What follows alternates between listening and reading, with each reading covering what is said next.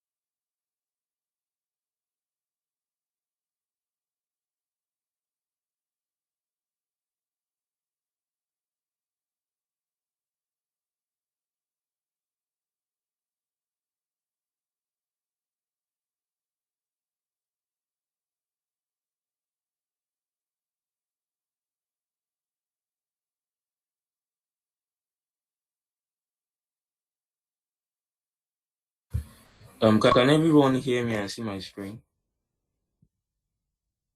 Yeah. Okay.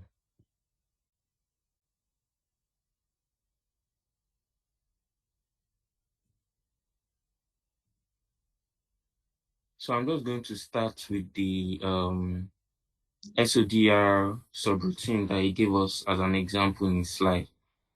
So let me just look for the file. Um,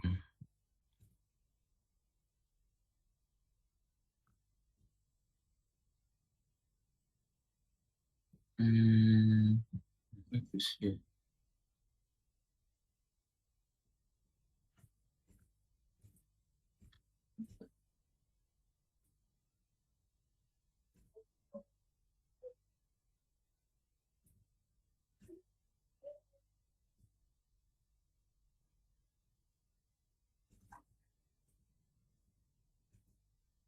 Okay. And I'll open it on Jubin as well.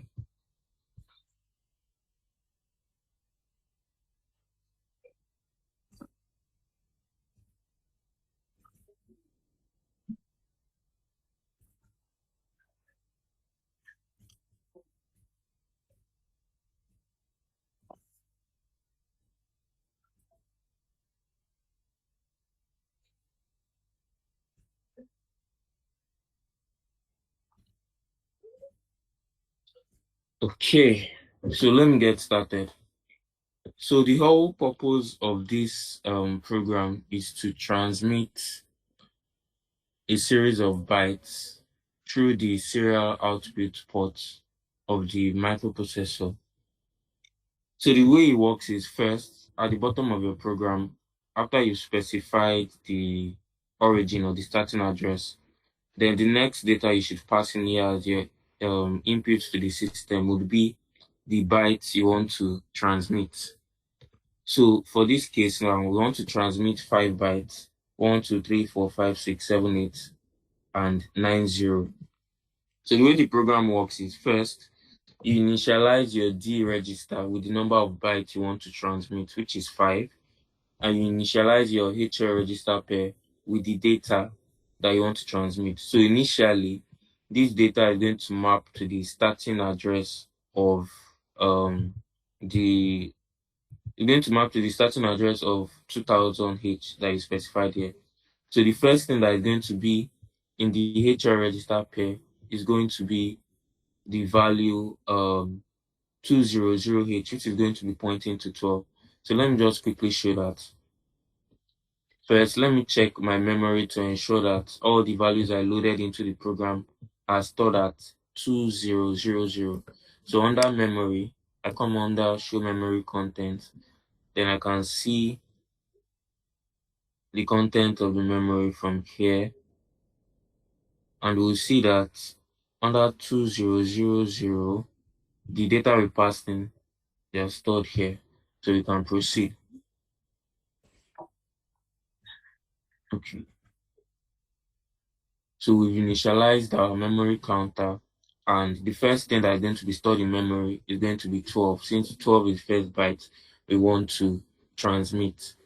So the way the program works is basically an algorithm. You load the register B to contain the data you want to transmit, which is 12 for the first case. So this M register just contains whatever is being pointed to as the value from the HL register pair. So 12 is going to be loaded into register B, and we increment the HL register pair in preparation for the next loop. So after incrementing, the HL register pair is now going to point to the next address, which is 2001, and 2001 is going to contain the value 34. So we have done that. Now we call SODSR. This is the main part of the function. So SODSR just stands for serial output data subroutine. And from what you explained in class, when you are transmitting, you need to specify or allocate bits for your start and your end bit. From what you said in class, your start bit is going to be 0 and it's just going to be 1 bit, while your end bit is going to be 2 bits, 1 and 1. So your start bit is just 0 and your end bit 1 and 1. And your data is going to be placed between your start and end bit. So basically what you're transmitting is start bit followed by data followed by end bit. So the start will just let the program know, or whoever is receiving the data know, okay, you can start reading the data. That you're not just receiving something random. Then the end bit lets the program know when we're done with the transmission. So the first thing we do is reset the carry to 0.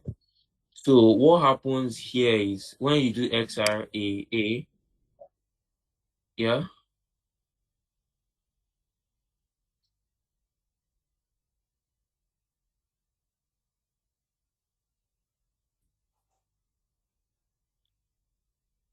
it's just okay.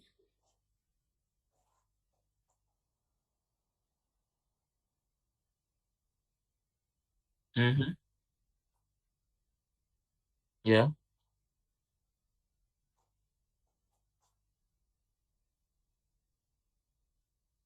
yeah,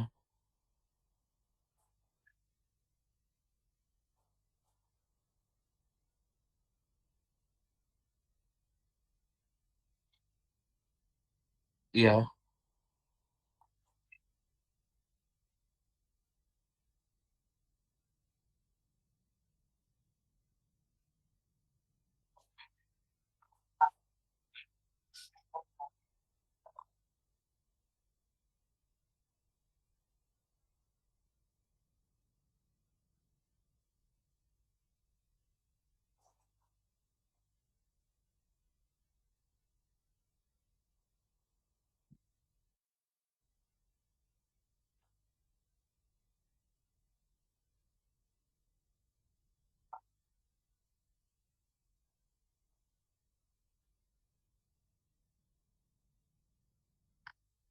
So for the case of incrementing H, you can call it um before, or you can specify it before or after you call the subroutine.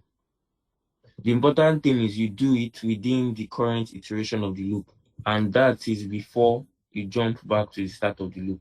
So anywhere between after moving the memory into register B to just before this jump statement is fine. And the ordering of the program, well, I wouldn't say it matters much, but it didn't really give us any format to specify. Remember, in this case, we have moved the content of the memory to register B before we incremented. So even though the HR register pair is now pointing to the next element, which is containing 34, register B still contains the value we want to transmit, which we have not transmitted yet, which is 12. So we are just incrementing it ahead of time in preparation for the next iteration. But we're actually going to use register B, which contains what we want to transmit.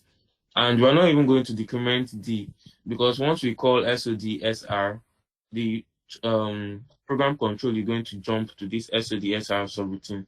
So it's when we are done with SOD that's when we'll be done with the transmission, and then we now come back here and decrement D.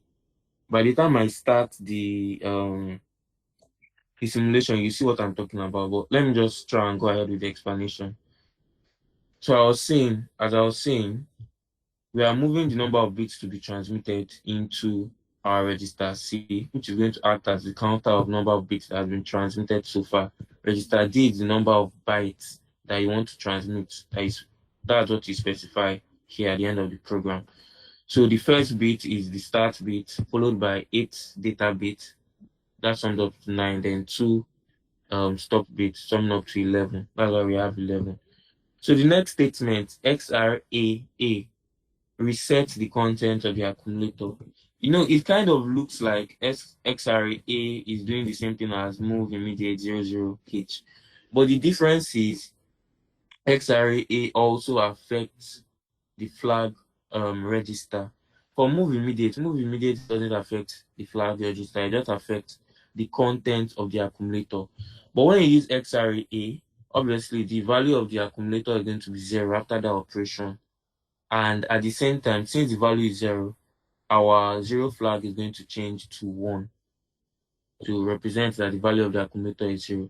But if we just use move immediate, all these move commands, they don't necessarily affect the content of the flag register. Since we are trying to control a carry bit, or our carry bit, which is in the flag register, the only way we can do that is by using this XRA, which does the same thing as this command, but in addition, it also resets the carry bit to 0 since the content of the accumulator is 0 and there's no carry. That's why we're using XRA. So the next step is moving AT into the accumulator. And the reason why we move AT is if we come under this, what will I call this now? Is it this one?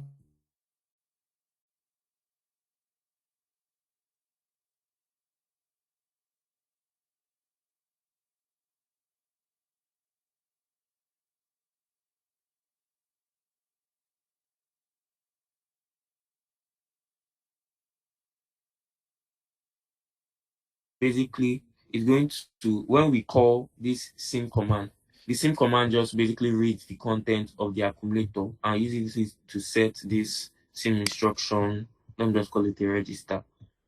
So we move 80 into the accumulator, then we rotate, I'm not gonna call the sim command, then we rotate right through, no, rotate right with carry. Let me open this thing so that you see how the rotate right commands work. Rotate right through carry. So outside the normal rotation, we just rotate the content of the accumulator. That is RLC, which rotates without carry, and RRC, which rotates without carry, left and right. There are other two rotate commands which consider the content of the carry flag when rotating. So in the case of rotate right, now let's say the accumulator is let me just give an example here.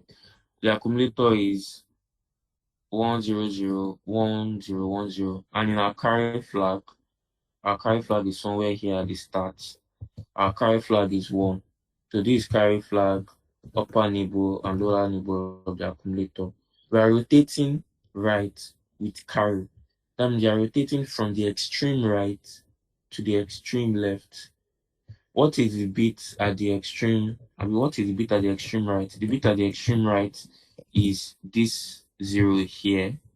So by the time we rotate 0, Since we are considering the carry bit as part of our rotation operation, the zero is going to be shifted into the carry bit position, while the carry bit and the rest of the contents will be shifted one step to the right. So basically, this zero takes over the one in the bit in the carry bit position. The one comes down to D7. D7 goes down to D6, and 00101, no,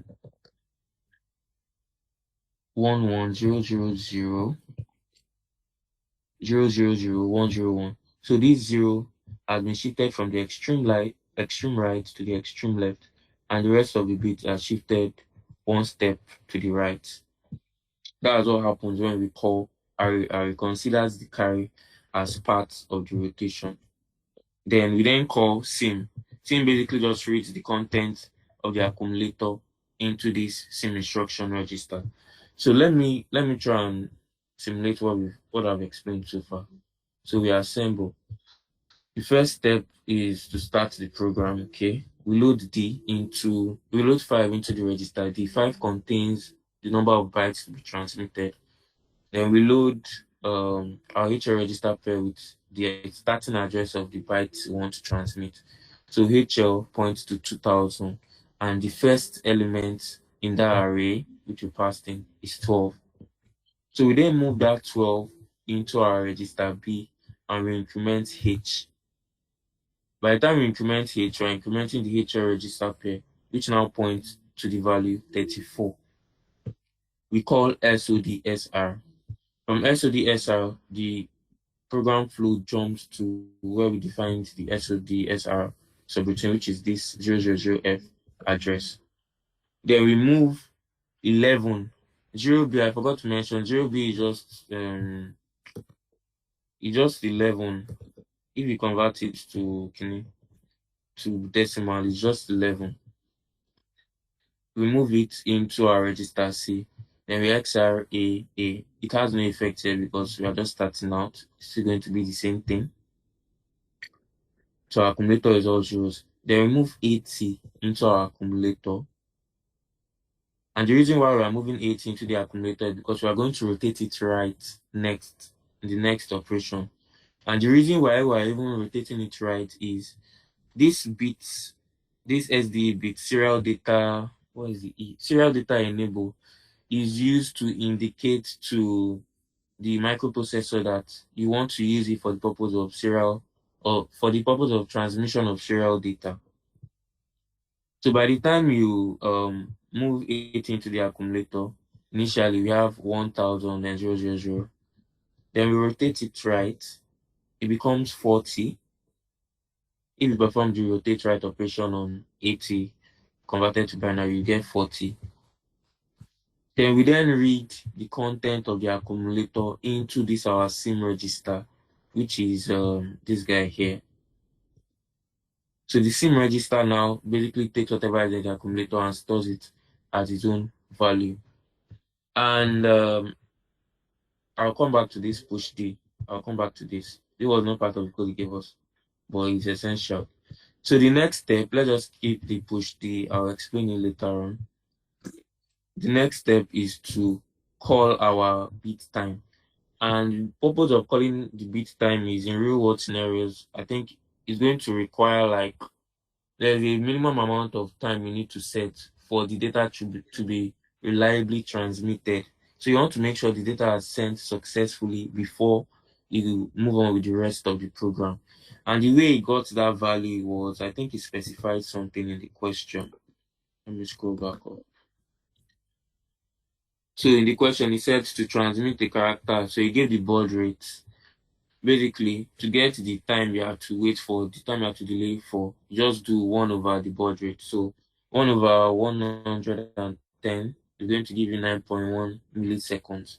That's how we decided to wait for 9.1 milliseconds. So we call our bit time subroutine. Our bit time subroutine is just a counter that delays for a specific amount of time. Oh, so this is going to take a while. Let me just change the value to something smaller because I can't be pressing next forever. It's basically just counting from the value in DE to 0. So let's say we count from D to, I don't know, 3. Or I can just comment it out. I think that's what we even did in class. Let's just comment it out just to show that it's working. Then when we're done, we'll remove the comments. So you comment everything out except the return statements. So let me reassemble again and go back to where we stopped.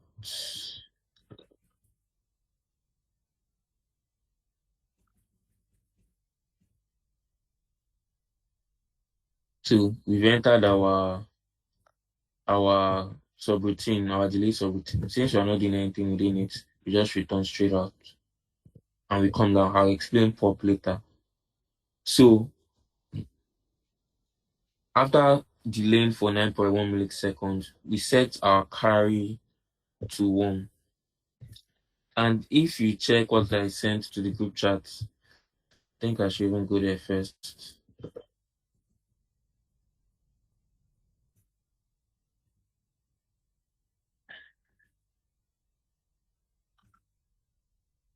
If you notice, all this, can't zoom in. Okay. All the bits that I circled, not circled, all the bits that are underlined are the bits that were transmitted. So the way it works is, for me to even understand the program in first place, I have to like write it out, like what was happening through each iteration. So this first bit is the start bit. Then from 2 to 9 is the data we're transmitting. 10 and 11 are end bits. So what I noticed was that the bits are actually being transmitted in reverse order from the LSB to the MSB. So in these two cases now, um starting from the end of the input here, what was transmitted first was 0, followed by 1, followed by 0, 0, 1, 0, 0, 0, then the end bit. So basically, this algorithm is just one of the algorithms you have to know because, to be honest, I don't know how the person that came up with it designed it to transmit, but it works. But if you can understand what is actually happening, then it will be easier for you to memorize it. So basically, this stc command just sets the carry flag. By set, I mean it just changes the value to 1. And we then get the value we want to operate on, which is 12, that is still in register B, and we store it in the accumulator. So at this point, we've set our carry flag to 1. As you can see here, it's 1 now. Then we move this 12 into the accumulator. After moving 12 into the accumulator, we would see that the next thing we have to do is we have to rotate right with carry again. So I wish I didn't have to be going back and forth. You rotate right with carry. So this first, let me start from the first case here. This first case for 1, the first line shows when we move 18 into the accumulator. Then we rotate right with carry, which gives us 40 that we got initially. Then this same statement, what happens is when our SDE flag is set to 1, then what is transmitted is whatever is at our SOD bit. So when SD is set to 1, when D6 here is set to 1, D7 is going to be transmitted. And I think he even mentioned it in class. So that's the whole purpose of setting D6 to 1. Anything at D7 is going to be transmitted once D6 is 1. Trying to see where I put it here.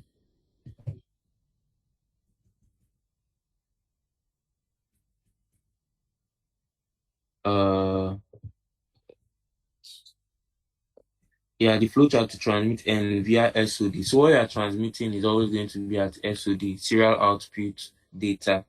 But for SOD to be transmitted, your SDE serial data enable has to be 1. So okay, let me go back to this. So by the time if you notice after we rotated right here, we called sim. So sim read the content of the accumulator. Since 40, if you remember, 40 was initially in the accumulator and we loaded it here. When you now call this sim command, it's going to take whatever is at SOD, which is 0, provided SD is 1. So in the initial case, that 0 that was at SOD when SD was 1 for the first case is what is being transmitted. That's why I underlined it here. So this 0 start bit is transmitted. Then the next thing that will now happen is where ignore this is just delay. Next thing that happens is where we call STC. STC sets our carry flag. So this lone bit to the extreme left is our carry flag. So by the time we set it, the value is going to be 1. That's what is happening here. We set the value to 1. Then after that statement, we move B into our accumulator. So moving B into our accumulator, our original value of B is what? 0001. Sorry, 0001, yeah? 0010.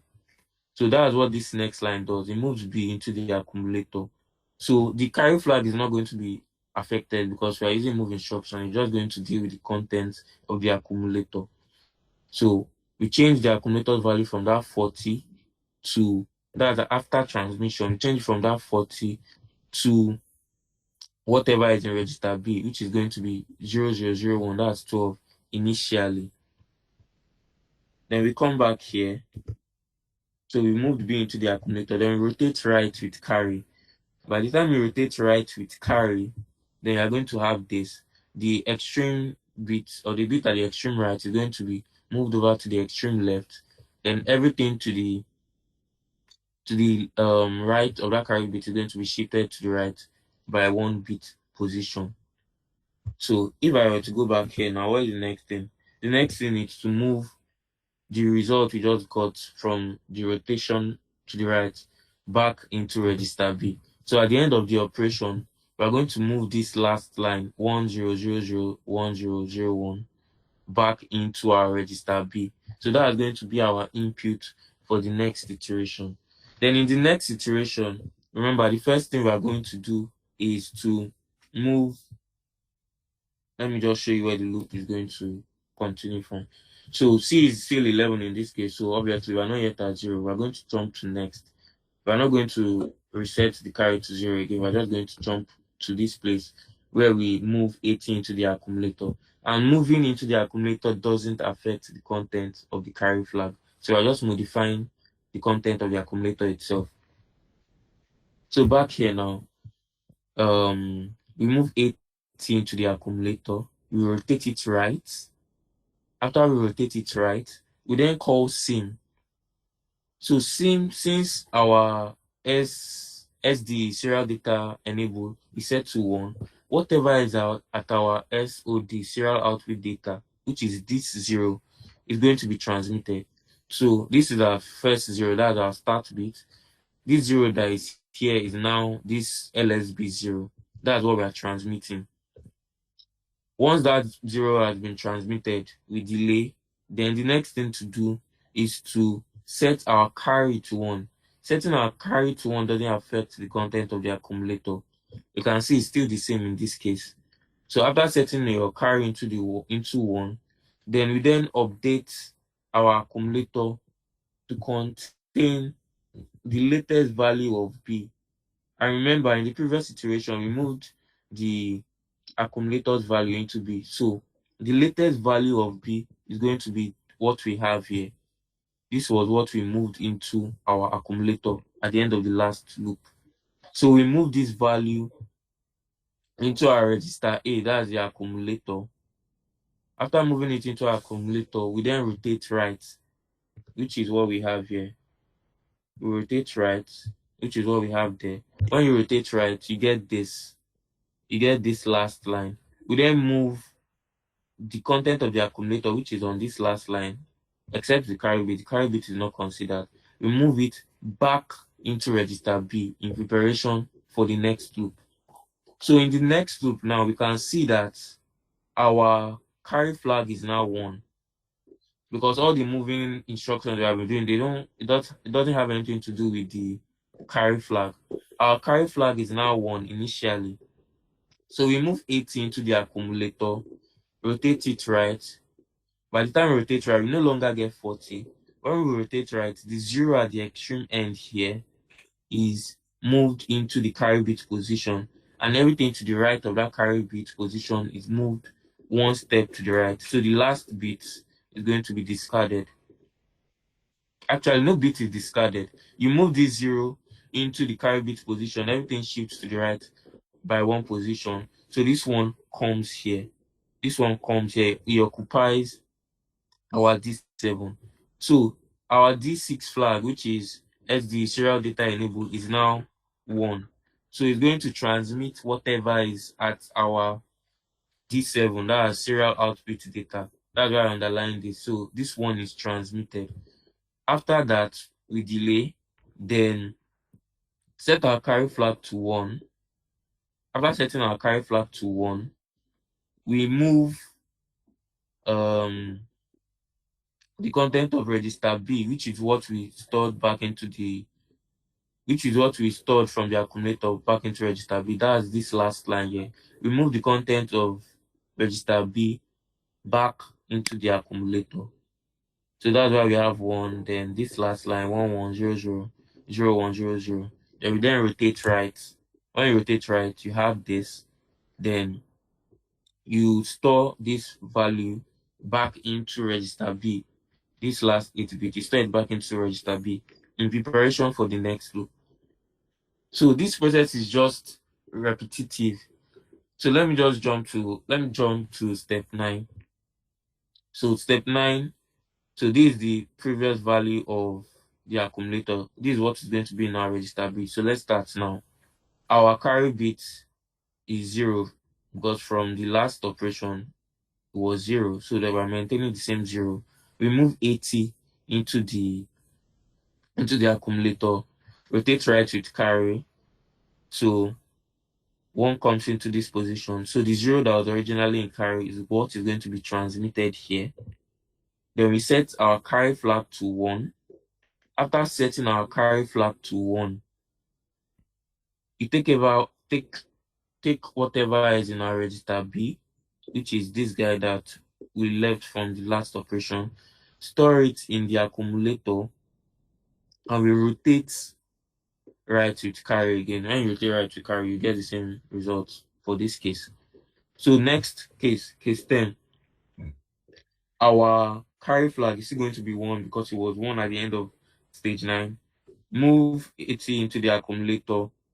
By the time you rotate right with carry, this one comes to our D7 position and the other one goes to our D6 position. So we transmit whatever is at D7, which is 1.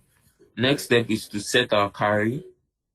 Then after setting our carry, you move whatever is in our register B. That's what we left at the last line here. Move it into the accumulator, rotate right to carry. You get the same result. Then for 11, same thing happens. Our carry flag is still 1. So you move 80 into carry. By the time you rotate, you get this. This sim command is the sim command that actually does the transmission. It first checks, is the serial data enable bit, which is D6 in this case, is it equals to 1? If it is equals to 1, then it transmits whatever is at D7, which is 1. So the next step is to set our carry to 1.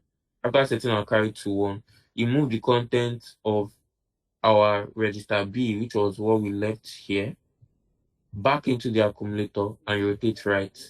By the time you rotate right, you get the same thing.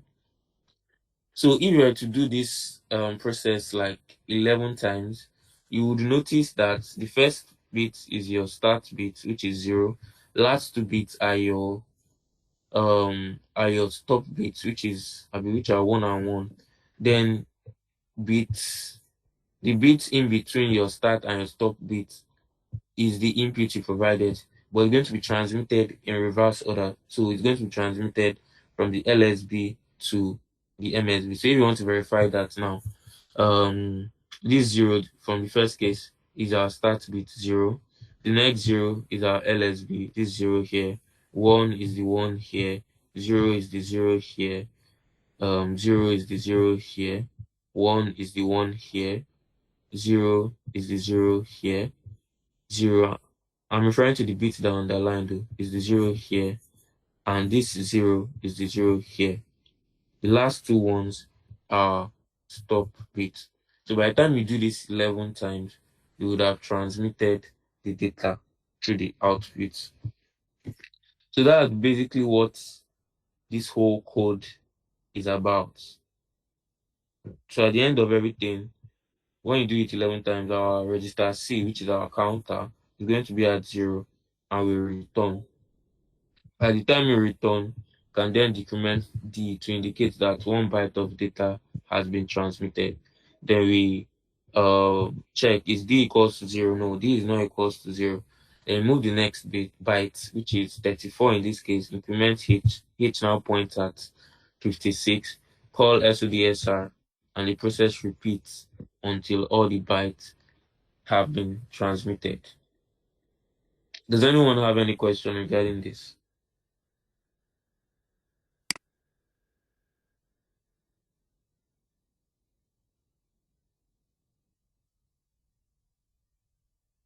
Yeah, I'm still going to go over it, but I just wanted to know if anyone had any question.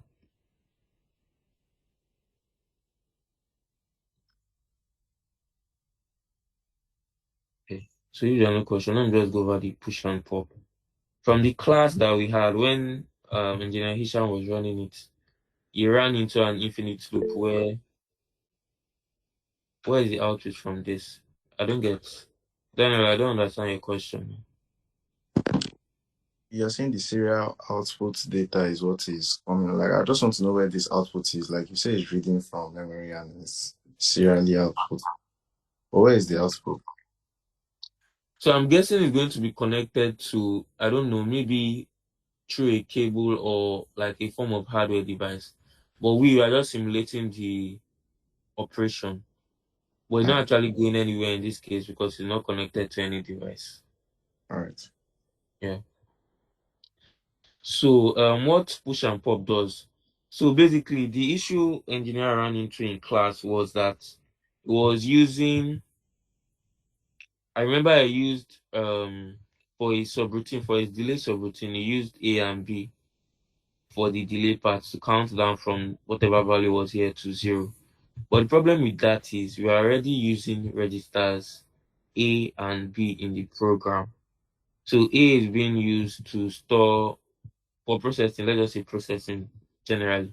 And um most importantly, register B is what we are using to count the number of um bits that have been transmitted so far. So when you now call this bits time subroutine and you let's say let me change it to how the code will look like if you were to use the register per BC. So you're going to decrement by B, compare B with this.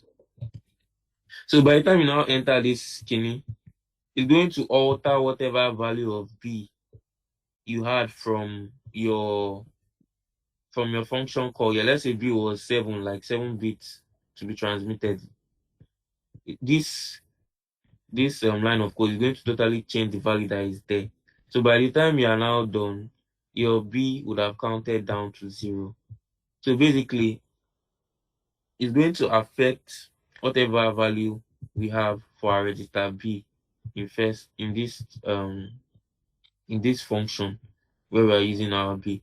So what me I just did was, since I know I'm still going to use the register B for my counting down, and I also need it for my delay subroutine. We don't have too many registers to deal with here. I mean, register A is used for our function, B is used for counting the number of bits, B is used for transmitting the bits one by one. C is used for the number of keeping track of the number of bits that have been transmitted so far. Then D is used for keeping track of the number of bytes that have been transmitted so far. The only register we're not actually using here is register E, We are using the HL register to keep track of our memory. So, and for this count operation or for this delay subroutine, you need like two registers per, like the higher the number of registers per you are using, the higher you can count. So what I just did was I first pushed. So I'm using the DE register pair here. So let me convert it back. So this is the register pair for our counting down. So I first pushed the value of D onto the stack first before I called bit time. So by the time I call bit time and program control transfers back to the end of this call statement, I can get whatever value of D I stopped at from the stack. So even though the value of D is going to be changed here, going to be mutated here, by the time it counts down to zero, I mean the value of D is going to be zero. By the time I then return back to the main program, since I put the value of D onto the stack, after my function call, I can just get it back by popping it back into the same register that I needed it, that I got it from, which is register D. So that's how to avoid the issue you ran into in class. I just thought I should mention that. So if I were to run this program now, let's see how it runs. It's going to take a while. 5 bytes. Hopefully to run in less than a minute. So let me run it now and let's see what we get. Okay, I've not uncommented this one. So let's run. So this will take a while.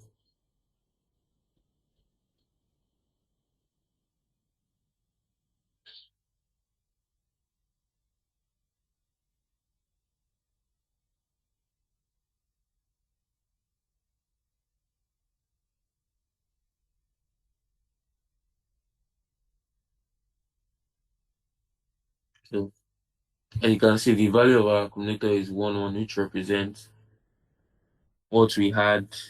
Where is this thing? What we had here.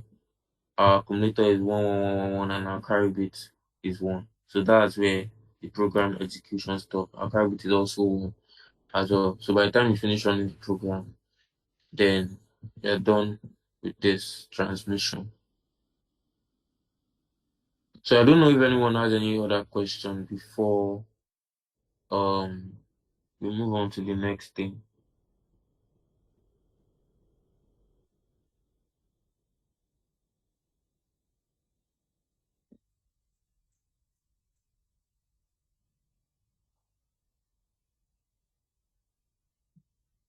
Mm,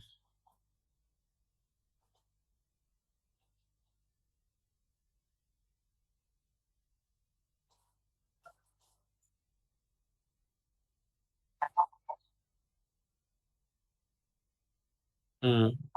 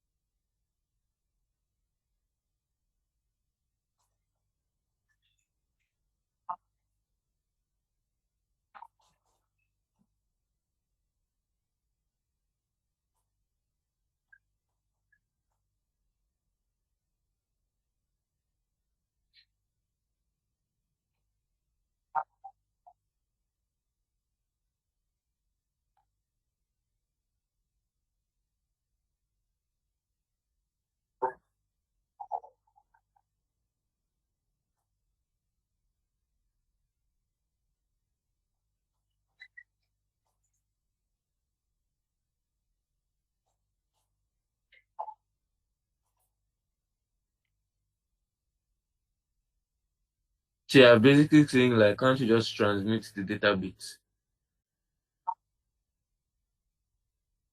So I think the issue is that like when you are using all these for all these communication devices, they are probably interacting with a lot of other devices and probably processing other things. So this start bit of zero is I don't know if an interrupt is the right word. It's basically like a code word to notify whoever is receiving the data that you are ready for transmission. So normally it's possible that the program might be executing something else and you don't want it to be accidentally transmitted. But by the time you specify a start bit, it basically indicates you're ready for transmission. It's like indicating an interrupt, kind of in a way.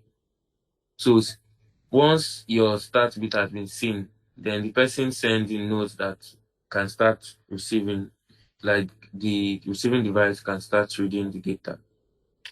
And the stop bit is used to indicate the end of the transmission for the same purpose as well. You need the way to indicate that I'm done, like I'm no longer transmitting. So if there was like a connection open now, like in the case of that systems programming that Engineer Nee was talking about, if you want to like terminate a connection, you have to like specify maybe a phrase that will indicate to the server that the client is no longer sending anything. So basically, the start and end bit is just used to signal the like start of the transmission and the end of the transmission, so that the device that is receiving the signal will not be like waiting indefinitely.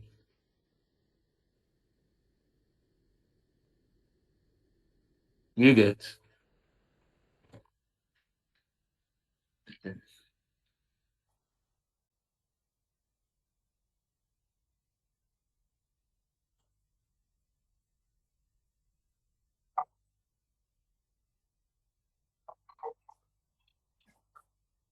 Yeah.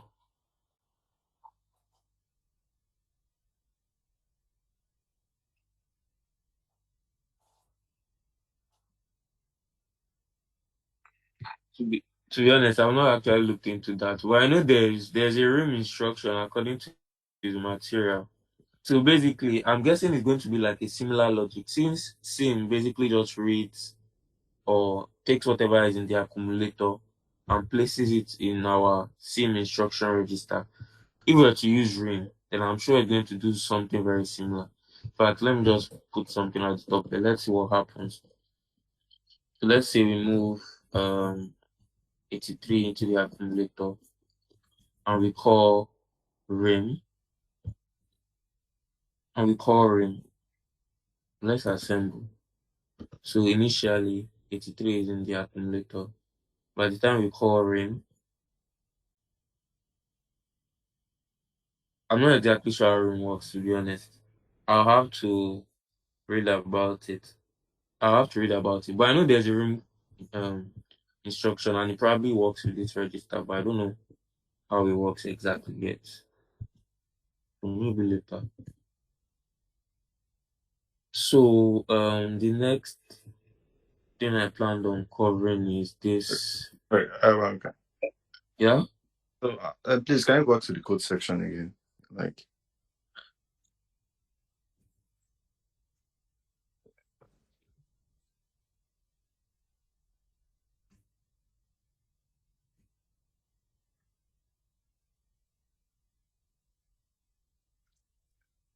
So I've so opened it. yeah, I joined a bit late, so I just wanted to this in the SOD subroutine, that XRA that is just resets is used to reset the carry to zero, or I don't understand what is that instruction for, and also why is it that you're using MVIA when and you're going to rotate right? Why can't you just like the 0010 directly? Why do you have to use the rotate right there? Like you just want to shift the one in this. Why can't you just set D6 to 1 at first? Okay. So the XRA command, like I mentioned at the start, it does the same thing as move immediate 00 into the accumulator. But at the same time, it also what is the word now? It also modifies the Flag register. the flag register based on the content of the accumulator. So since our by the time we do XRA, our accumulator is going to be all zeros, obviously. So our zero bit is going to be one since zero is in the accumulator, and our carry bit is going to be zero. What we're actually interested in here is resetting the carry bit to zero. If you move immediate zeros zero zero into the accumulator, it doesn't have anything to do with the with the flag register. It doesn't affect the flag register. That's why we are using the XRA. So XRA basically sets the content of the accumulator to zero, and it also affects the flag register, which is what we're interested in. For this one, you said you can just move like 40 into the accumulator instead of rotating right. That works for the initial case, but let's see what happens. Let's say you have a case like this case now, the third case. So basically at the end of stage two, this is the value in the accumulator. This 11000100, and we store that value in our register B. Mhm. So basically we are going to be maintaining whatever was in the carry bit position before. So the carry bit position is not always going to be all zeros. It's just for the initial case, and that's because we want to transmit the start bit. That's why that XRA is not part of our loop. It's outside our loop at the top. So Mhm. in the case where your carry bit is not zero initially, then you're going to get another result now. By the time you rotate, or by the time you move 40, moving 40 alone gone, he has already changed what we are meant to get in this place. Basically, that 40 you are moving is just to indicate that your D6, which is your serial data enable bit, should be 1. And if it's 1, your D7 will be transmitted. So if you now move 40, you're always going to be transmitting 0. And you're not going to be making use of whatever was in our register B from the previous state. That's why Okay. we are moving 80, then rotating right. Because the content of the carry bit can either be 0 and 1 or 1. It's not a guarantee that it's always going to be 0. Okay. I understand. Thanks. Yeah. So I'll just move over to the next. thing.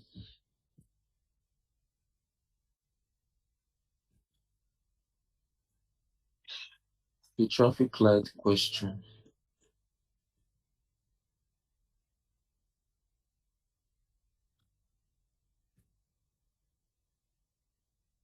So for this question, to be honest, I don't even know what the man did here, but the values in the truth table did not even correlate with what he asked us to do. So let me just open the question that he gave us last class. I think it's this one. Okay. So consider the road layout that has the traffic controller shown. Approaching vehicles to the zebra crossing is as indicated with arrows in the diagram, with each lane having a traffic light display of red and yellow. Along each side of the lane is pedestrian lights with two states of don't walk and walk, each being controlled by two lines for the two states at all times when there is no input from either side of the road as a result of pressing a momentary switch on the pedestrian pole. The two traffic lights will be off and the pedestrian lights will be don't walk. However, when a switch is pressed by the pedestrian indicating he wants to cross the road, following event takes place. The traffic light transitions from the default state to yellow light while the pedestrian light remains in the don't walk after 3 seconds. Then the light transitions to on red off yellow while pedestrian turn to walk. Further transition turns pedestrian light to don't walk, traffic lights remain unchanged for 2 seconds, and finally traffic lights all turn on and pedestrian lights remain in the previous state unchanged and this time for another 2 seconds before the lights return to their default state and the cycle repeats with another pedestrian pressing the switch on either side of the road. From the foregoing, using the processor and utilizing the instruction set, write an assembly language program that performs the operation outlined above as follows. So basically, this is the column is expecting for the initial truth table, and he asked us to minimize the number of input-output lines and implement the truth table after minimization.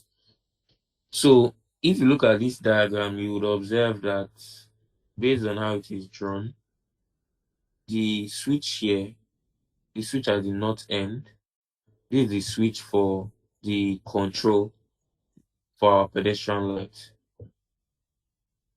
Basically, this switch indicates that the pedestrian wants to cross to the system, to the traffic control system. Let's put it at that. Indicates the pedestrian wants to cross to the system. So this traffic light is controlled by, it can be controlled by either switch actually. Traffic light can be controlled by this switch or this switch. Doesn't matter. Same thing here. Traffic light coming from the west lane can be controlled by either switch. And this don't work or work is basically a signal to the pedestrian telling them when to cross and when not to cross. And traffic lights are signals to the motorists.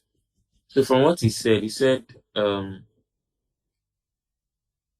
me look for where he said, okay, at all times when there is no input from either side of the road as a result of pressing a momentary switch on the pedestrian pole, the two traffic lights should be off and the pedestrian lights should be don't work, which is what he did here to an extent. He said the two pedestrian lights should be, okay, they even put it here. But from the question, the two pedestrian lights should be off while the don't work is on. So that's what he did here. This is our input for switch 0. This is switch 0 not being pressed, switch 2 not being pressed. This is basically our default state. So in our default state, the two traffic lights, red, yellow for the first one, red, yellow for the second one should be off. And don't work should be on. It didn't specify anything about work here. So I guess it just went with any value for this case. Okay, no problem for now. It set work as 1. Then it now said the traffic light transition from the default state to yellow light while the pedestrian light remains in don't work after 3 seconds. From the way he framed this part, he's suggesting that um like when the user presses the switch, then you wait for 3 seconds, then the traffic light will turn yellow. But what then happens after the traffic light turns yellow? That means immediately the traffic light has to turn um, red because we already waited for 3 seconds here. So I think what he meant was when the pedestrian presses the switch, then automatically the traffic light is going to turn yellow to indicate to the motorist to slow down. Like just thinking about it realistically, it's going to turn yellow to indicate to the motorist to slow down because it's about to turn red, so they'll soon have to stop.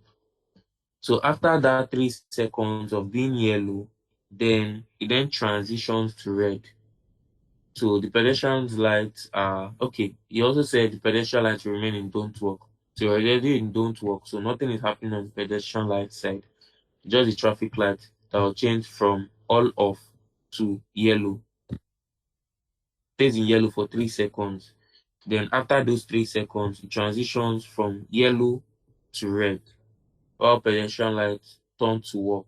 So basically, after signaling to the motorist to slow down for 3 seconds through the yellow traffic light, then after those 3 seconds, the traffic lights are going to turn red for 5 seconds, telling the motorist to stop, while the pedestrian light turn to walk at the same time for 5 seconds. So for those 5 seconds, pedestrians can cross.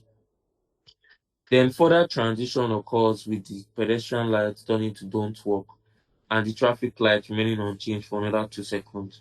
So basically, this case is basically when um yeah let's say some people are already on the road and they are still crossing. You don't want to just all of a sudden indicate to motorists that they should start going. You want to give those guys crossing extra time to cross. So this yellow light is going to transition back to okay, so it remains unchanged. Okay. From this case, let me go back here. From this case, we're on red. Our pedestrians are crossing for 5 seconds. Our yellow lights are yellow. Okay, so it then transitions to don't walk for the pedestrian light and the traffic light remains unchanged for another 2 seconds. So basically, it's telling those pedestrians that haven't crossed that they shouldn't start crossing yet, while at the same time indicating to those that are crossing that the time is about to up, like cross sharply for another 2 seconds. Then finally, the traffic lights all turn on and the pedestrian light remains in the previous state. So when all the traffic lights turn on, red is going to be on, yellow is going to be on, and the pedestrian lights remain in the previous state. The previous state was don't walk, so pedestrians shouldn't even walk. So basically, this state is just to indicate the end of the sequence. So the way the sequence works is, first, you await the user input. So if there's no user input, all the traffic lights would be off and the pedestrian lights will be don't work.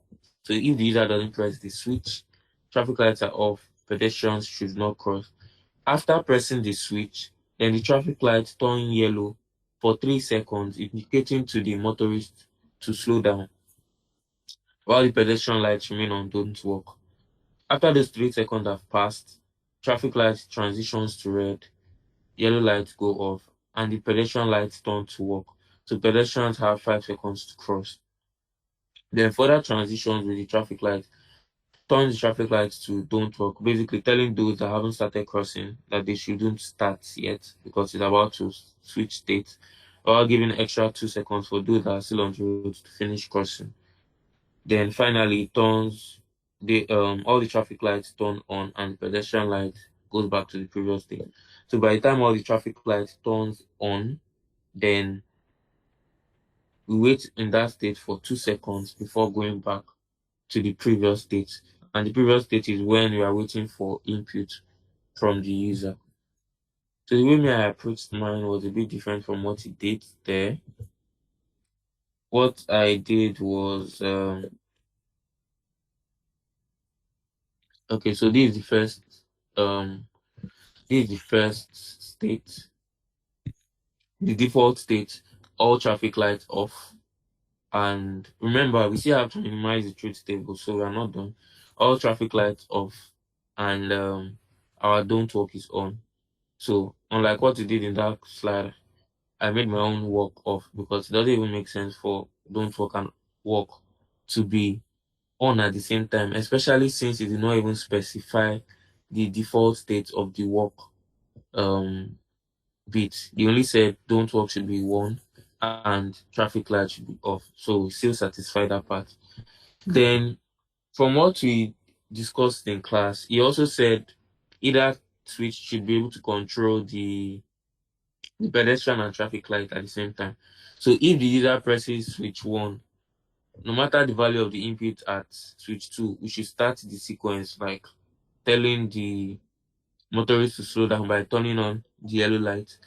And if the user presses switch 2, regardless of the value at switch 1, then same thing happens. Motorist should slow down, traffic light should turn yellow. So if A or B or A and B are pressed at the same time, when I say A or B, I mean the switches. If any switch is pressed or both switches are pressed at the same time, it basically starts the sequence and turns the light yellow for 3 seconds. So once the sequence has started, then the software, the program is now in control. It's not going to process or accept any input from the user until the sequence has been completed.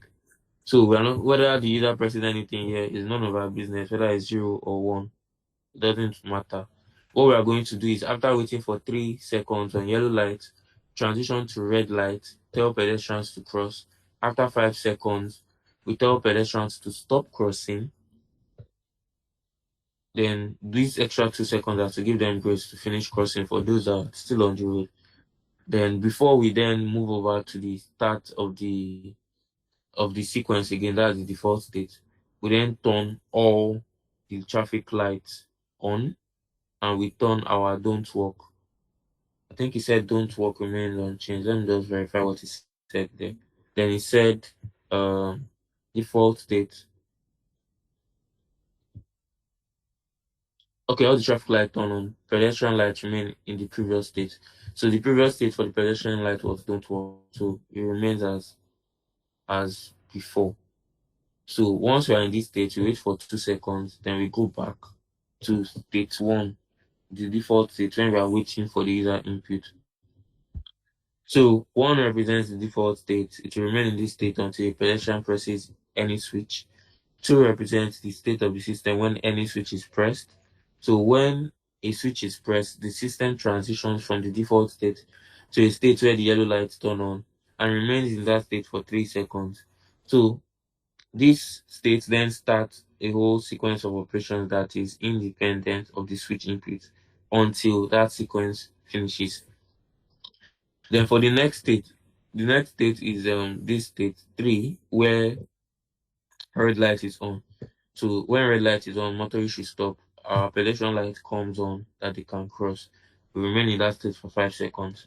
Then the next state is telling the pedestrians to stop crossing, and we wait for those 2 seconds in case people are still in the middle of the road. Then finally, for the final state, all the traffic lights should turn on and the pedestrian lights should remain unchanged. So from here, the pedestrian lights don't work and walk, they remain unchanged for the last line, and all our traffic lights are on. We don't care about whatever is at these switches yet until we get back to the default state. So it's only at that default state that will be processing input from the user. Once the sequence starts, then we don't care about whatever the value at the switch is going to be. So for the mapping here, state 1, no input from the user, default state. State 2, pedestrian wants to cross, presses switch. Traffic lights turn yellow, indicating motorist should prepare to stop. Then state 3, motorists stop, pedestrians can cross safely. Then state 4, pedestrians should stop crossing, while motorists should still wait, giving extra 2 seconds for those still crossing. And state 5 just marks the end of the sequence. After 2 seconds, the system should be ready to receive input from the pedestrians again. But this is not what we're going to use for the program. What we're going to use for the program is the reduced, what I call it, reduced truth table or the minimized truth table. If you notice, from the original truth table we have here, the values of red 1 and red 2, traffic light 1 red, traffic light 2 red, they are always going to be the same, and that's because the switch can control either of the traffic lights. One switch can control both traffic lights and both pedestrian lights. So the value of the traffic lights, red 1 and red 2, they are always going to be the same since either switch can control them. Same thing for yellow, they are always going to be the same. Don't walk, always going to be the same, and walk, always going to be the same. So we can just use one bit to represent like those different cases. And for our input switch, for the default state, the user is not pressing anything. The user is not pressing anything on switch 1. User is not pressing anything on switch 2. That's why we have 0, 0. Then the next state, user can press either of the switch. So either it's 0, 1, 1, 0, 1, 1. It doesn't matter. As far as 1 is pressed, that's the important thing. That's what starts our sequence. But for the remaining cases, we don't care about whatever the user is pressing. So these states can also be merged. So in the default state, the state is going to be 0 since both switches are going to be at 0. For the second case, either switch can be pressed. So 1 or 1 is still going to be 1. So we can just treat this as 1. And the rest, we don't care. It can be 0 or 1. It doesn't matter.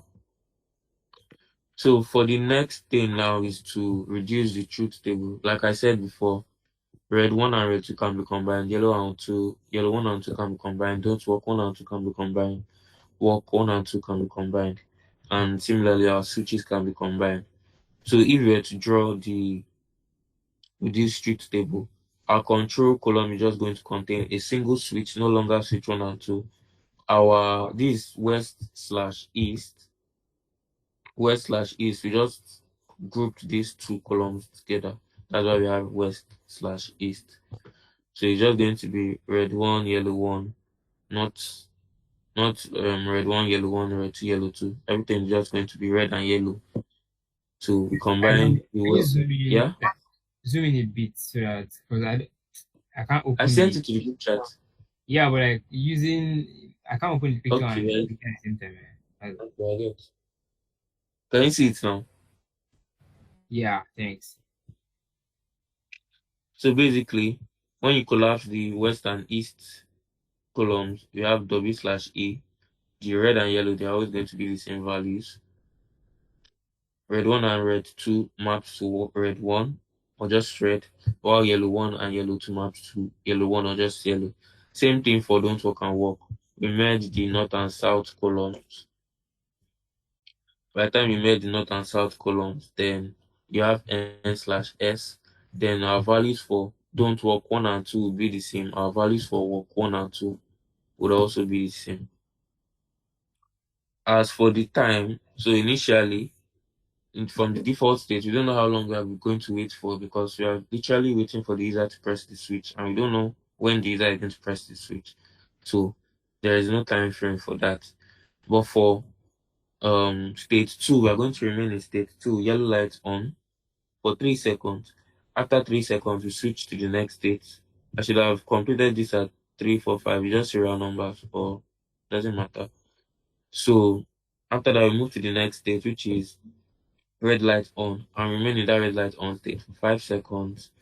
Remain in after transitioning to the fourth state, which is basically red lights are still going to be on, but we are telling motorists to stop crossing now. We stay there for 2 seconds.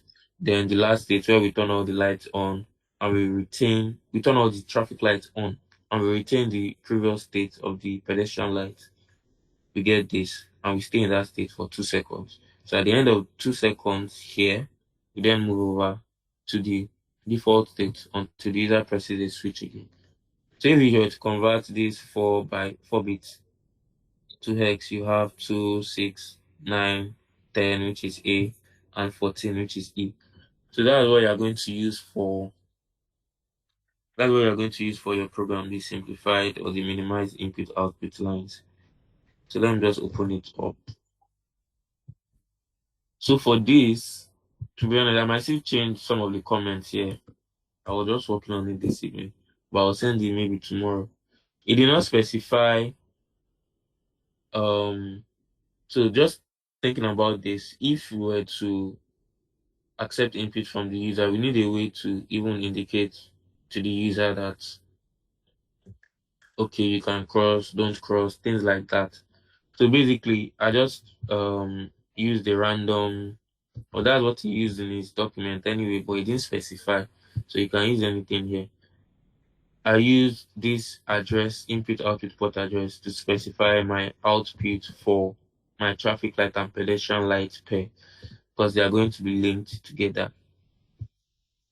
And for traffic light 2 and pedestrian light 2, west plus east, since we combined them, we are going to also be specifying an input output port for displaying whatever result. And we also have to accept input from the user. We need to know when the user is pressing a switch or not. It didn't specify the input output port address. I just went with what he used in that document. So for the default state, our default state is 2, and that 2 is from the truth table here, 2. So that's what we are using as our default state. From our default state, we first display the results out our traffic light and pedestrian light pair 1 and out our traffic light and pedestrian light pair 2. We display the results, that's the default state. Default state, all the traffic lights are off, which is basically we're not using this upper neighbor since we're just dealing with 4 bytes. But since we are dealing with hex, it has to be, we have to pad it. So for the default state, traffic lights off. Those are the bits I'm highlighting here. Then our don't work is on, which is this one, and our work is 0. So we output that, push it into the accumulator, output it through our ports. So this will be displaying on the traffic and pedestrian light pair. That's our default state. Then from our default state, we can then accept input from the user. And the input output port address I'm using to accept input is in C2H. It didn't specify. I just went with this. So if the input is 0, if the switch is not being pressed, then what do we want to happen? So basically, the way compare works, I've explained it before. It compares whatever you pass in as the operand here with the accumulator. So if 0 is in the accumulator, and from the compare that I explained here, what happens when you use compare is that, do you know that logical? What happens when you use compare is it basically performs the operation A minus whatever you pass in. So if 0 is in the accumulator and you pass in 0, A minus 0 is still going to be 0. So if A is going to be 0, like in our case here, 0 minus 0 is 0, our 0 flag is going to be set to 1 since the content of our accumulator is 0. That's why we are doing jump on 0. If we perform this operation and it is equal, then we're going to have 0 as we're going to have 0 as the result of that operation. So if our zero flag is if our accumulator's content is 0, then our zero flag is going to be set to 1 in our flag register. So that means this condition is satisfied. So if the user is not pressing anything, then go back to the start of the program. So the start of the program is just ensuring we're in the default state and we're outputting the result. So we're going to repeat this until the user presses the switch.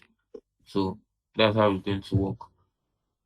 So when the user then presses the switch, we're no longer dealing with switch 1 and 2. We're just dealing with one switch since we've minimized the truth table. So when the switch is 1, it means either switch is being pressed. Switch 1 is being pressed or switch 2 is being pressed, but we are just passing one bit to our processor. So when it is 1, we compare. If it is 1, then whatever we inputted, input basically takes in whatever you pass in at the input port address and places it in the accumulator. So by the time you input 1, if the user passes in 1, and 1 is going to be stored in the accumulator. Compare 1, which is in the accumulator, with this 1, which is our argument. 1 minus 1 is 0. Since 1 minus 1 is 0, then it implies that they are equal because the compare command basically just accumulator minus whatever you pass in. So if it is 0, they are equal. So our 0 flag is going to be set to 1. If our 0 flag is set to 1, then we jump on 0 to our timer. So our timer is what starts our sequence. So our timer starts our sequence. So this is not executed. We just jump from here all the way down here. Then here, we move 06 into the accumulator. The 06, like before, is from our truth table, which is this. This is when the yellow light is on and don't work is on, telling motorists to slow down. That's 6 in hex. Move it into the accumulator, output it to the traffic and pedestrian light. Then you wait for how many seconds? You wait for 3 seconds, like is specified in the question. After waiting for 3 seconds, then you can then proceed to the next line. So basically, this delay that I defined here, it delays for 1 second or approximately 1. I'm just simulating, so we don't really care about the value of this DE pair here. But it simulates for one. Let's assume it simulates for 1 second. Then, if it's going to simulate for 1 second, if we want to count 3 seconds, then we need to delay for 1 second 3 times. That's 3 times 1, 3 seconds, which is what we did here. After waiting for 3 seconds, move on to the next state. State 2 is 1001. Traffic light is 1, walk is 1, pedestrians can cross. From state 2, we output our results to the traffic and pedestrian light, wait for 5 seconds. Then after 5 seconds, we move on to the next state, which is 0A. 0A is this state where red light is 1, don't walk is 1, telling the pedestrians to finish crossing quickly. So after you pass that down to the traffic light, then you wait for 2 seconds before you transition to the next state. From the next state, our final state was when all the traffic lights are on and the pedestrian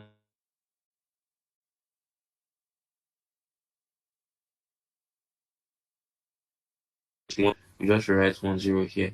So this maps to E or 0E. So which is what we have here. Display it to our traffic and pedestrian lights, then wait for 2 extra seconds, which is what we did here. So after waiting for 2 seconds, what did the question say? The question said, after waiting for 2 seconds, return to the default state. So after waiting for 2 seconds, how do we get back to the default state? By jumping to the beginning of the program. We load this into our default state, then output the results that we are now at our default state, and we await input from the user. So that's how the program works. It's just going to run indefinitely until you halt or until the user doesn't pass in any input. So I don't know if anyone has any question about that.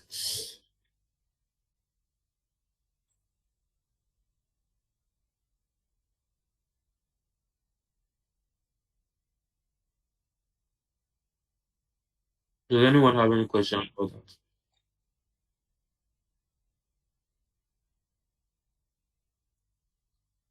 Well, the reason why I don't even want to run it is because it's going to run indefinitely, like I said. But let me just run it.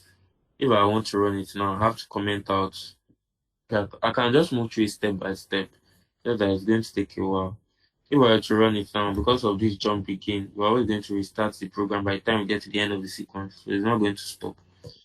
So let me just comment this out for now and let me reduce, instead of commenting out everything, let me reduce it to one to reduce my work. So let's assemble. So the start of program loads the accumulator with the default state, which is 0, 2, output the results through our into through our output the result to our traffic light CE and C8. So this is C0. So C is going to be somewhere around here and C8 is going to be somewhere around here. It's just random values I use since it's not specified. So by the time we move forward, the output, whatever is in the accumulator is placed in CE, moves to the next line, whatever is in the accumulator is placed in C8. Then we accept input from the user. Since I did not specify any input, and by default, all our input output ports, they are going to be 0. So I didn't specify any input. So let's see what happens. We move forward. We check, is the value at the accumulator 0? Yes, you can see it from here. The value at the accumulator is 0. So if it's true, that means our 0 flag is 1, which is what we have here. We jump to the start of the program. So there's no way we're getting past that point till the user presses a switch. So let me reassemble so I can actually pass in a value. So remember, when you are specifying your input and output port, you first have to assemble before you put in the values. Because assembling literally clears whatever is here. So if you pass in the value and then assemble after, you're going to clear whatever you passed in. So you assemble first and specify a value. Where am I expecting my input from? C2. So this is C, this is 2. So the only valid value I'm expecting is 1. Other values will be ignored effectively. So 0, 1. Let's see what happens. So we are back here now. Move 2 into the accumulator. Done. Output. This 0, this 0, 1 is the input we specified before. So we then read the input from here, 0, 1, into our accumulator. So our accumulator will change to 1 now. That's changed to 1. Compare. Is it equals to 0? That means is the user not, is any switch being pressed? If no switch is being pressed, then it's going to be equals to 0.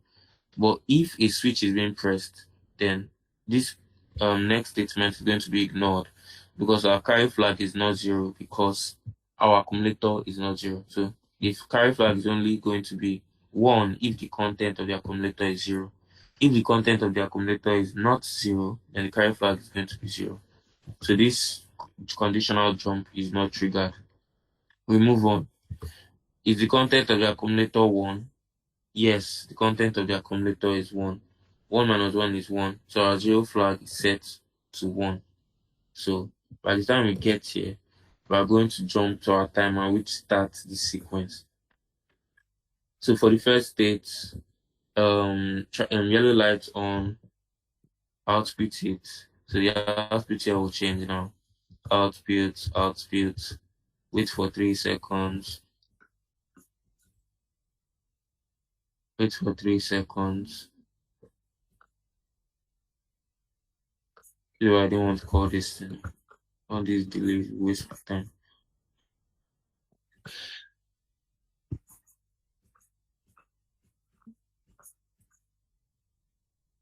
Let's even see what we have. Okay. Okay, finally, we are done waiting for 3 seconds.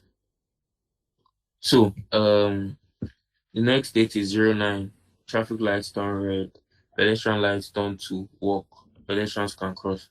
So we output that to our output port. both of them 0909, then wait for 5 seconds. So we're going to count down all the way to 5. I'm looking at my register C. That's always keeping track of the counts. So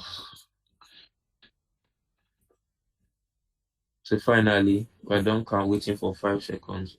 Then move in the next state. Next state is when traffic lights, no, traffic lights retain the same state, but our pedestrian lights don't work to stop pedestrians that haven't started crossing from crossing because the traffic light is about to switch state. So we outfit that state, which is 0A, 0A, 0A. Wait for 2 seconds. So after waiting for 2 seconds, what happens? After waiting for 2 seconds, we then move into the last state where I said all the traffic lights should turn on and we should retain the same value for the pedestrian light. So that's OE. OE is outfitted to our traffic light. Then after doing that, we have to wait for 2 seconds again. Wait for 2 seconds, and by the time we run it for 2 seconds, we're done. So basically, because I commented out this part, it wasn't executed. If that part was left there, we would have jumped back to the start of the program and the whole process would repeat itself. And also, for the case where, okay, I'm not sure I talked about this. For the case where the user doesn't pass in a valid input, let's say the user passes in anything other than 0 or 1, then we want to ignore the input. How do we ignore the input? By just restarting the program and jumping back to begin. So once you jump back to the begin, it's literally saying we are still waiting for your input. Just when you're coding like in C++ back then, and you want to accept input from the user, and the user like hasn't passed in anything and just pressing enter, enter, enter. You want to keep prompting the user until the user actually provides a value. So that's basically what we're doing here. So if I were to assemble and I pass in something random at our input C2, let's say I pass in 0.5. By the time I finish, let me just skip till we get to that statement. Okay, skip. You check, is it 0? It's not 0. Is it 1? It's not 1. So if it's not 1, then if it's not 0 and it's not 1, then we hit this unconditional jump to the start of the program. If it was 0, we would have just jumped to the start of the program before we even got there in first place. But if it was 1, we would have jumped over the next line to our timer. So we would have basically ignored this. But if we manage to bypass 0 and manage to bypass 1, it implies that the input you specified is not valid. We want to take the user to the start of the program until they provide a valid input. So jump on begin, jump back to the start. So that's just going to happen for as many times until you specify a valid input. Does anyone still have any questions? So I can add my jump back now since he said we're meant to restart the sequence. But the reason why I removed it was because it's going to run indefinitely and I'm just trying to show how it works here. So any questions before I move on?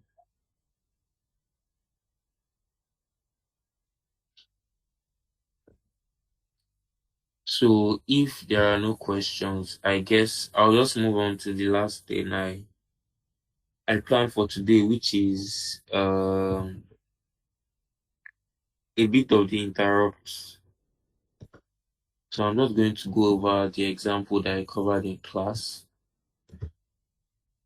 Let me reopen this thing.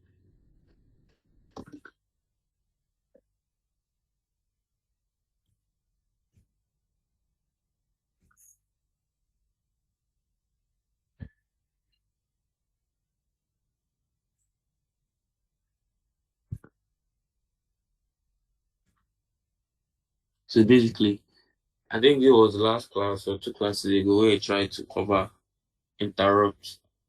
And if I'm not mistaken, I'm not sure. I think I also ran into an issue when using trap.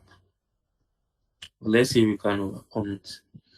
So basically what this does is set the code executions to start at 0100. So if you don't specify your origin at the top of the file, basically it's just going to default to 0000. But since you specify 0100, you can see 0000 is blank all the way down until we get to 0100, which is somewhere around here. Okay, I haven't assembled yet. Assemble. So you can see our program starts reading our hex code from 0100 all the way down. But if we don't specify to start at 0000. And this begin statement literally tells the program to start the simulation from 0101. So that's what is controlling this value here. If we don't specify as well to default to 0000. So basically, it was just trying to explain or give an example of how subroutines work in this case. Let me see if I can find the file. This one. Okay. I think I'll just leave the reading for you guys, but I'll just demonstrate what he's trying to do here.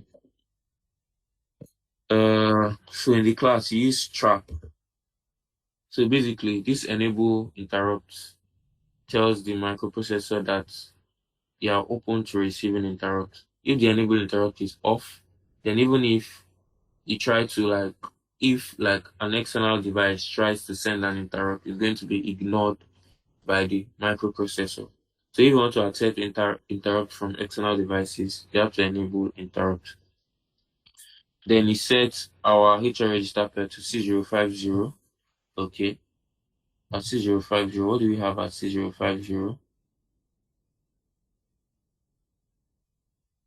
Um, okay. I remember what he was trying to do here. So what he did in that class was basically this program is.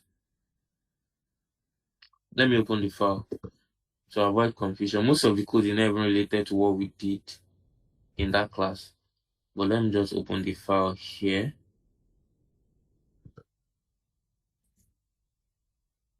There's a lot of background noise in that file. So the code, if I'm not mistaken, is addition of 8-bit with carry, probably. Let me go up.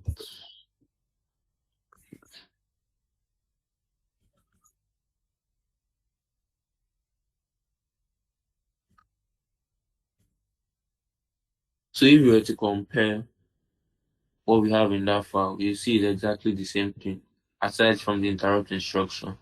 So basically, this program just adds two numbers and accounts for any carriage that would have been gotten from the addition process.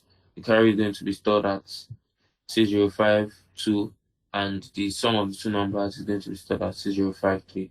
If I were to run this FF plus FF, let me assemble, run at once, and I check my memory for where I stored the data, C052. So basically, C050 is for this first FF, C051 for the second FF. Those are our inputs. C052 and C053 contain our output. So if I scroll down to C052,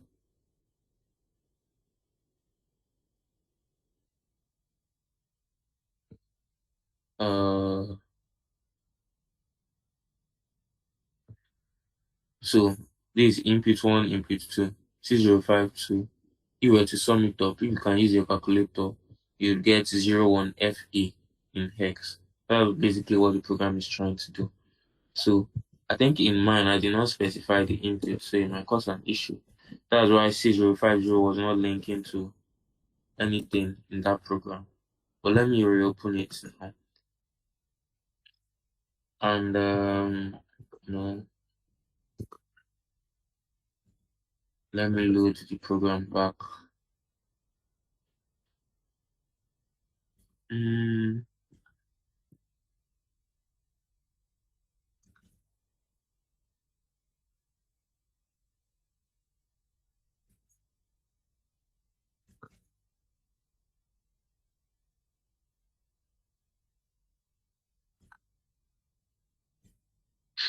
Yeah. So let me add my own values for 6050. Okay. So I think you can start now. So I'll just step through the program for this one. Aside the interrupt commands, the whole program here is just to add two numbers and store the results. That's what is happening here. But it wants to show how we can interrupt the process using interrupt. So if we were to assemble the program now, okay, after I move C into the accumulator, this is just a comment to myself to call trap at this point. So let's see what happens. So program hasn't started. This is our interrupt flag, IE, is written in the reverse order here. That's interrupt enable. But here is called enable interrupt. It's basically the same thing. So IA, by the time we move forward, IE changes from 0 to 1. So we load each register pair with 6050. What is that 6050? The first input we passed in here, which is FF. Okay, we don't care about that. Then we move C0. We move 00 into C. The C in this program is just our carry for the addition process. It has nothing to do with the interrupt. Everything here has nothing to do with the interrupt. We're just adding two numbers except for the interrupt instructions. So, like I noted here, what he did in the class was to call interrupt somewhere in the program. It doesn't really matter. For me, I'm just going to call mine here. So before I call interrupt, what happens is that you can see from here we're at 0104. So the next instruction to be executed should be 0106, right? Next instruction to be executed is 0106, which is what we have in our program counter. So to call trap now, you can just toggle this bit by just clicking on it. Call trap. The trap is set to all now. By the time you then move to 0106, which is the next instruction, ideally, after 0106, what should be next is 0107. But since we call 010, you call trap basically, by the time we move to 0107, the next instruction is no longer 0108. It is now 0024. And why is it 0024? That's because there's a memory mapping in given class, but I think you can check it here to an extent. Trap maps to 0024. That's why we jumped there. This reset 7.5 jumps to this, jumps to this, jumps to this. So basically, trap is, like, call it a subroutine. Basically, when you call trap, you're just literally calling whatever you defined at this program. So calling trap does kind of like an unconditional jump to this call location, which is 0024. And what I should have done when I assembled was to call delay. It's not going to work now because I've already assembled. I'll have to restart that. By the time you call delay, then you then jump to this delay part. But let's see what happens first. I assemble, so I specify a service subroutine. So when you call trap, what do you want to happen? You want to call delay. So basically, when you get to this memory location, the instructions to be executed is called delay. That's what is happening here. And that delay just maps to memory address 0203, which is what we have around here, 0203. So that explains why um engineer set the origin to 0100, because if we didn't do that, then basically we will not be able to reserve space for our subroutines, because all our subroutines, they are all like before this 0100 address. So basically we are reserving space for the subroutines because we are going to be making for the interrupts. The interrupts are kind of subroutines. So by reserving spaces for the interrupts, that's why we shifted the starting address, the origin to 0100. So we don't accidentally write whatever we want to execute at those call locations. So by the time you assemble, And like inputting data, anytime you assemble, you always have to specify or you have to insert the service subroutine all over again. If not, you're just going to default to the value of no operation. So we call delay. Delay maps to 0203. Okay, it's all good. Then let's move step by step. We enable interrupt. Interrupt is now on. We load the first input into HR register pair, which maps to FF. Move our count, our carry, 0 into our carry for the addition process. Then at this point, I said we'll call trap. So the program counter is pointing to 0106, which is this guy now. But by the time we call 0106, it's no longer going to point to the next address, which is 0107. It's going to point to the call location of trap, which is 0024. And I think he even gave a table for that here. So the call location of trap is 0024. That's what we have here. So by the time we now get to the call location of trap, okay, let me step forward. Keep an eye on the program counter. We're on 0106 now. It's no longer pointing to 0107. It's now pointing to 0024, which is our call location for trap. But what happens at 0024? You would remember like when we were inserting our service subroutine, we did call delay.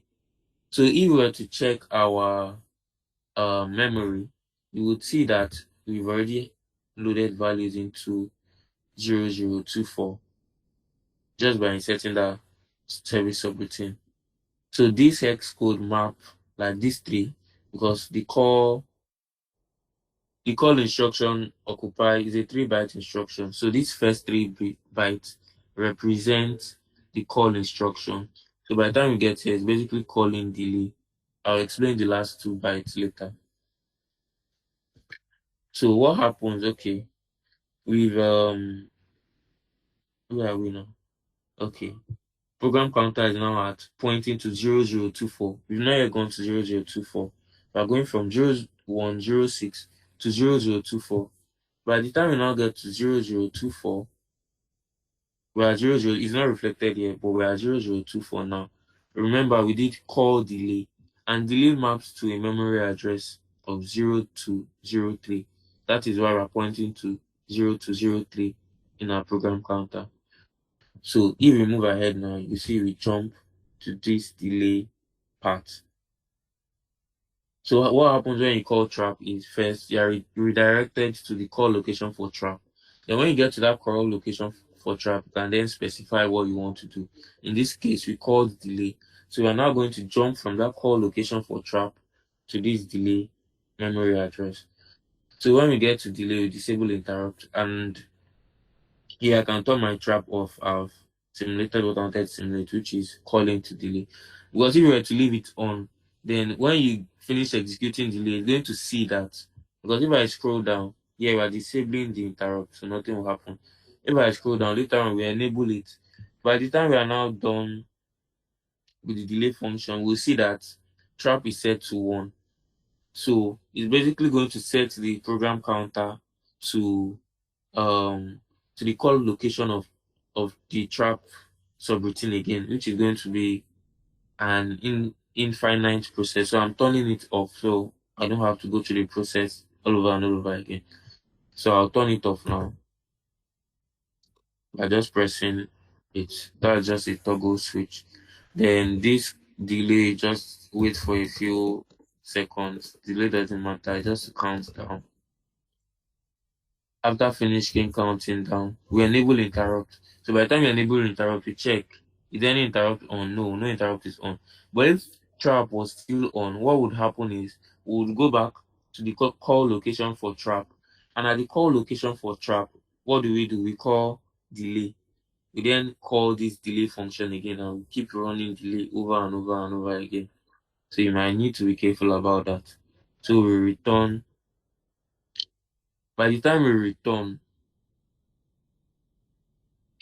we are back at where we left off.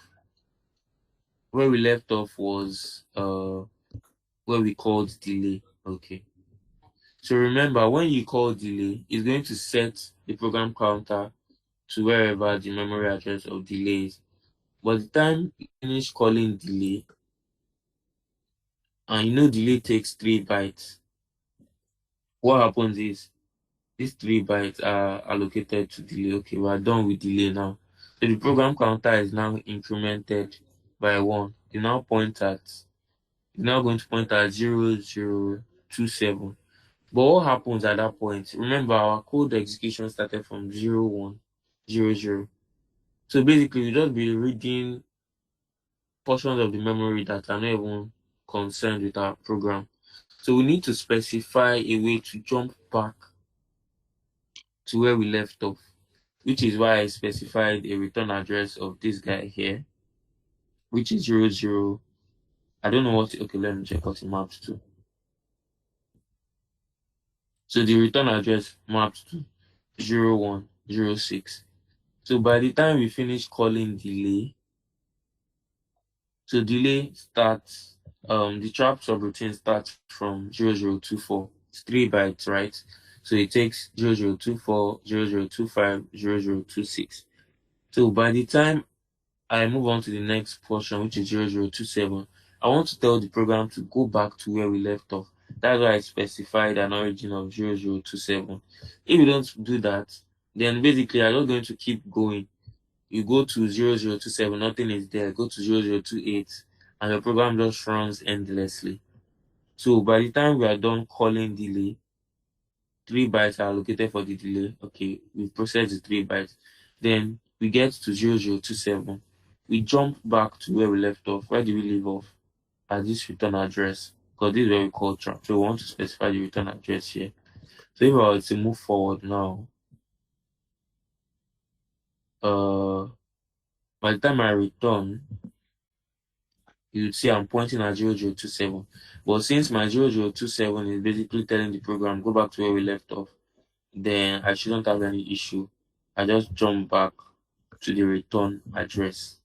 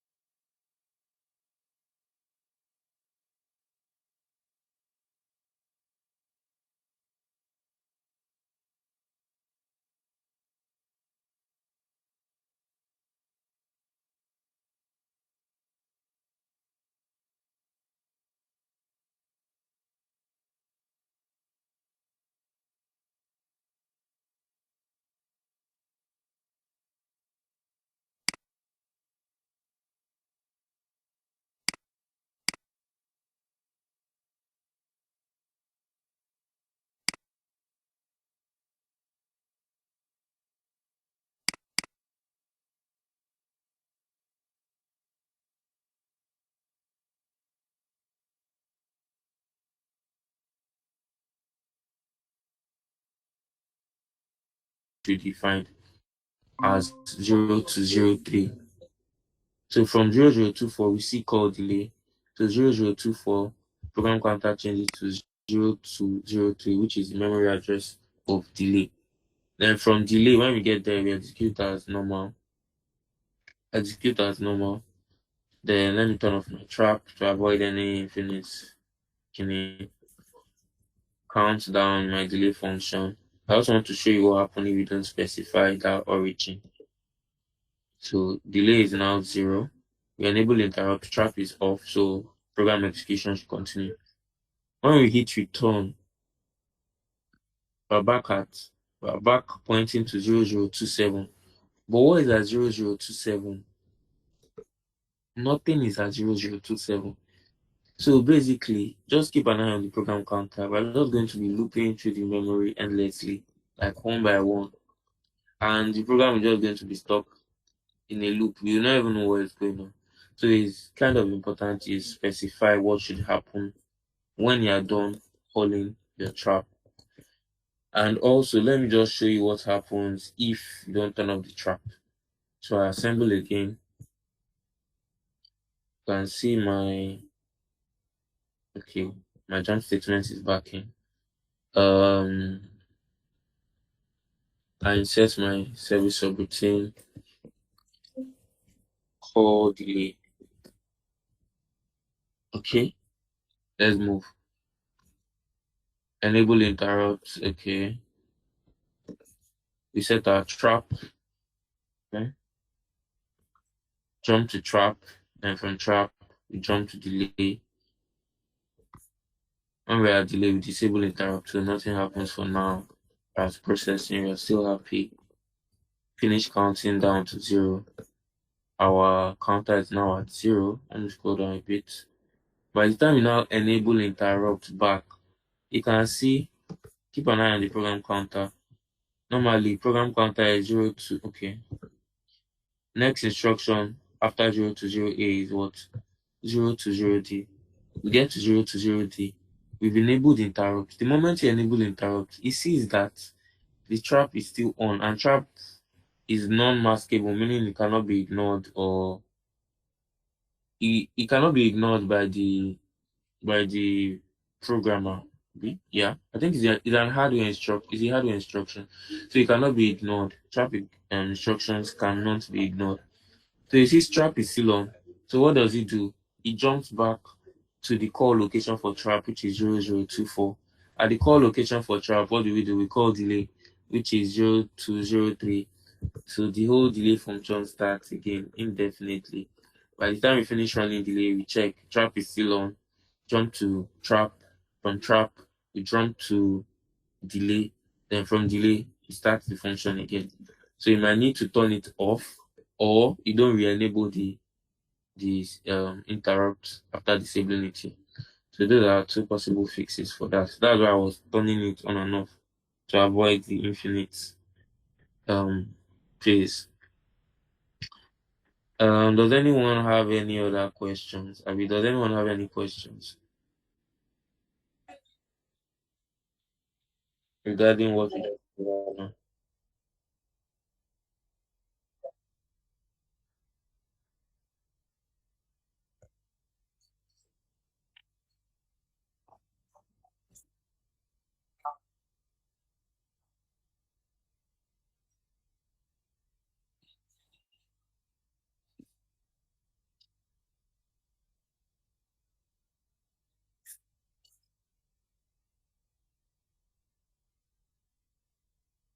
Yeah, what is fixed is the call location for trap. But when you get to that call location, you can then specify what you want to do. Yeah. Are there any other questions?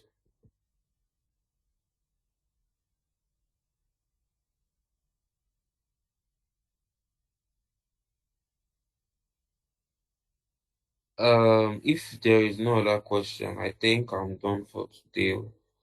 I don't know if anyone wants to say anything or Yeah, please say just send the code for the thing we did. okay, I'll send it tomorrow, okay. I'll All send it right. to you. Yeah. Okay. Thank you. So good night, guys, and good luck on Thursday. Yeah, So thank you. I have this test.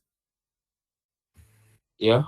Yeah, so this part where you're like setting the location where after the in the delay, so that when the track calls delay, I should go back to that location. That location is fixed. Is there a way that no matter where you call the trap, it knows where to return to?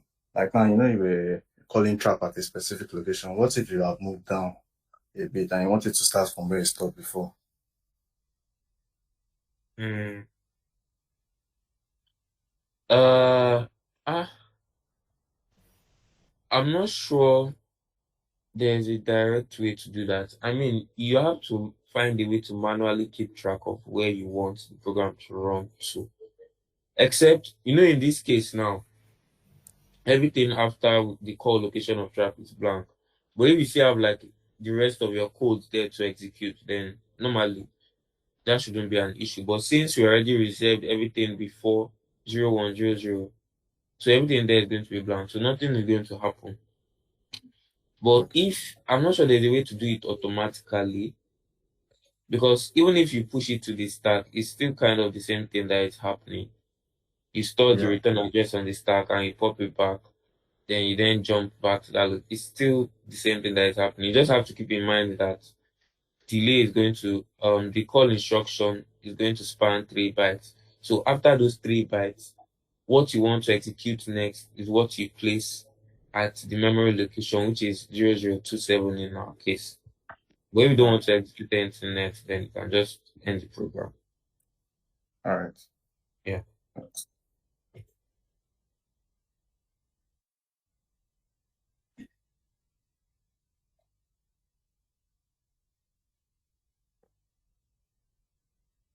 The program counter.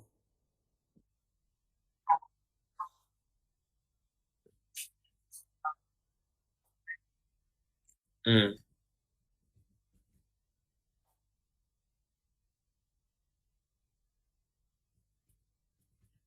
okay.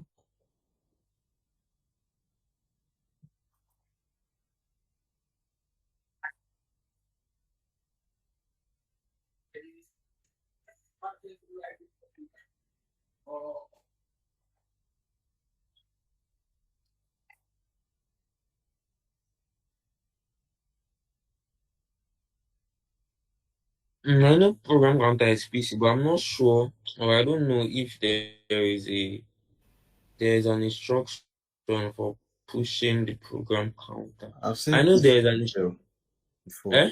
I've seen an instruction like PCHL before. I'm not sure. Yeah, PCHL basically copies whatever is at the HL register Okay. into the program counter. All right. So it's from HL into the program counter. But let me just ask this thing. Let me just ask Google.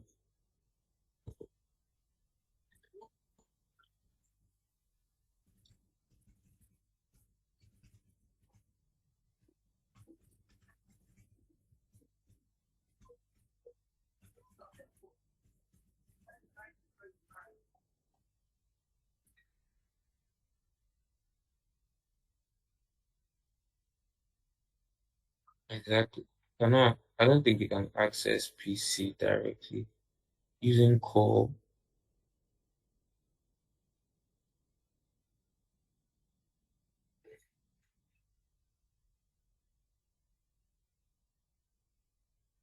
PC what? PCHL copies it copies what is on the HL register into the stack pointer. It's like a unidirectional copy. It's not like exchanging it. It's not let me even verify.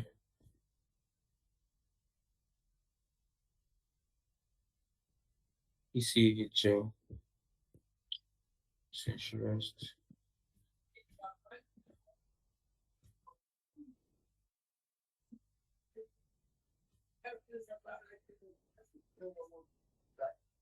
PCHL it's not even here, funny enough. It's in that document that he gave us.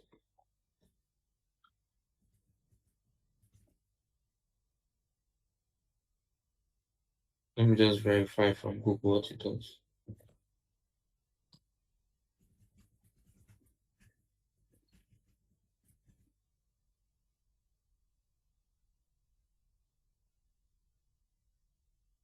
Exactly from the address currently held in the HL register pair. So it loads the program counter with content of HL, not the other way around.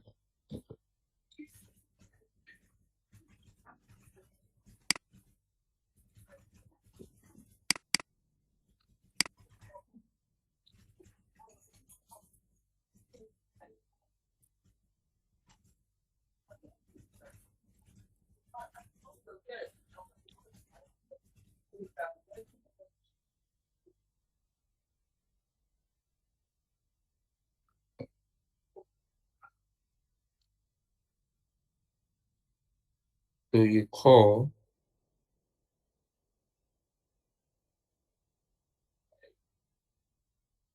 Mm,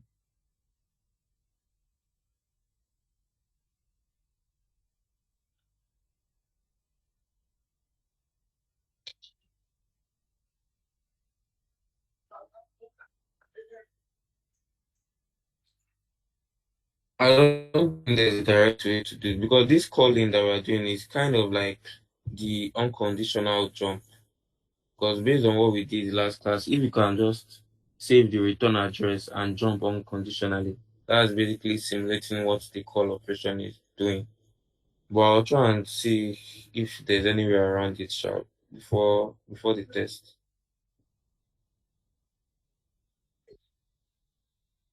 So does anyone have any other question?